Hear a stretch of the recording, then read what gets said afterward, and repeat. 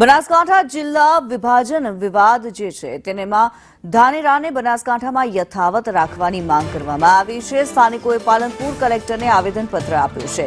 ધાનેરાનું વાવ થરાદમાં સમાવેશ કરતા આક્રોશ વ્યક્ત કરવામાં આવ્યો છે। ત્યારે બનાસકાંઠામાં જિલ્લા વિભાજન વિવાદના ભણકારા હવે પાલનપુર પહોંચ્યા છે। ધવલ જોશી વધુ વિગતો સાથે જોડાયેલા છે। ધવલ, જે પ્રમાણે વિવાદ સર્જાયો છે, જિલ્લા વિભાજનને લઈને શું માહિતી છે?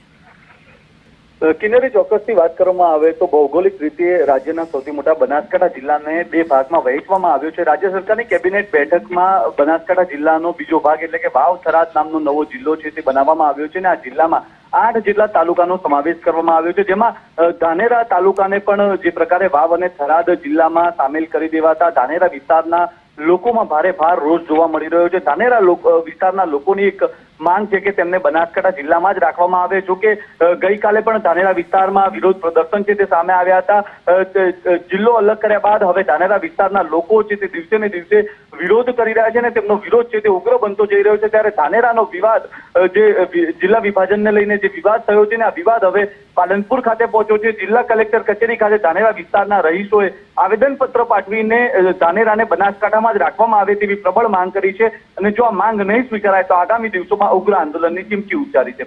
કિન્નરી જી, ધન્યવાદ ધવલ આ માહિતી માટે।